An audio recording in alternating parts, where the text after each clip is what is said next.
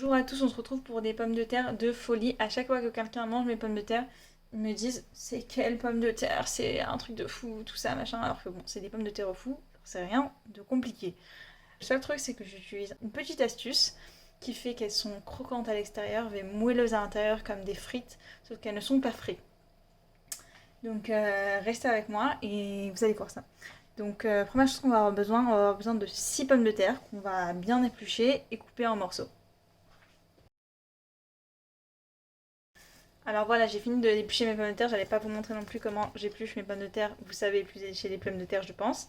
Voilà la petite chose qu'il faut faire maintenant. Ça, par contre, je vais vous montrer comment on va les couper. On va les couper de cette manière-là, à peu près cette grandeur-là. Vous allez recevoir, ok. On va toutes les couper et les mettre dans un sac en plastique propre, bien sûr. Ok, et on va toutes les mettre comme ça, sans rien dessus. Une petite épluchure ici. On va tout mettre sans rien du tout dessus. On va les mettre comme ça, dans le sac en plastique.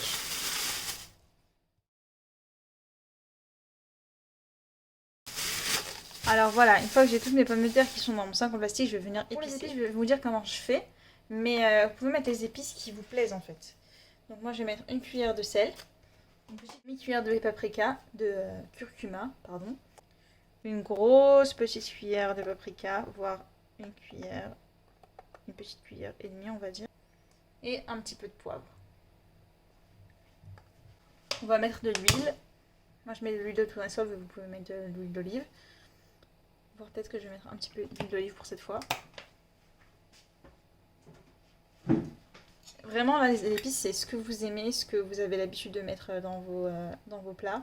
Si vous avez l'habitude de rien mettre du tout, alors écoutez, si vous ne savez pas cuisiner, c'est vos débuts, voilà, bienvenue, voilà, et vous pouvez commencer comme ça. Donc je vais venir ici en fait tout mélanger, comme ça. On va en venir maintenant à cette petite astuce. Alors la petite astuce en fait, c'est de mettre les pommes de terre dans le congélateur pendant 20 minutes. Une fois qu'elles sont coupées et que voilà, j'ai bien mélangé les pommes de terre, je vais les mettre 20 minutes et vous allez voir ce que ça va donner. Donc on se retrouve dans 20 minutes. Alors voilà, je vais sortir mes pommes de terre du congélo et comme vous allez voir, vous voyez, il y a plein de jus. Et en fait, ce jus-là, c'est l'amidon en fait qui était dans les pommes de terre qui a fait ça. Et en fait, c'est le truc qui fait qu'elles sont pas tout le temps... elles sont genre en mode cuites bien à l'extérieur, mais à l'intérieur pas encore. Et qu'à la fin, même elles crament et que vous voulez mettre l'aluminium dessus, tout ça machin. Donc ça, c'est vraiment le secret. Donc maintenant, ce que je vais faire pour enlever l'eau, c'est que je vais prendre un couteau et une fourchette, tout simplement. Et je vais faire un trou comme ça. Je vais faire 2-3 trous. Et je vais faire sortir l'eau de cette manière. Si vous voyez qu'avec l'eau à la fin, que toute l'eau que vous avez fait sortir, vous avez beaucoup trop d'épices qui sont sorties et que du coup vous avez ni d'huile ni rien du tout et qu'il vous reste des pommes de terre blanches, ben, n'hésitez pas à réépicer.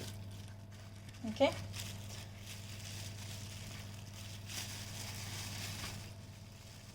Pendant ce temps, vous pouvez mettre déjà votre four à 200 degrés.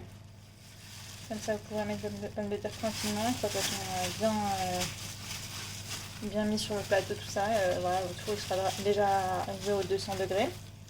Je vais les mettre à 200 degrés environ une demi-heure au four. Si vous voyez que votre four il a besoin de plus, au moins, tout ça, ben, vous faites en fonction. Une fois que c'est cuit en fait. Et vous verrez que vraiment, vos pommes de terre, elles vont pas cramer à l'extérieur et être moelleuses à l'intérieur. Elles vont vraiment cuire comme il faut. Donc voilà, ça c'est fait. Et après, on va tout mettre dans un plateau.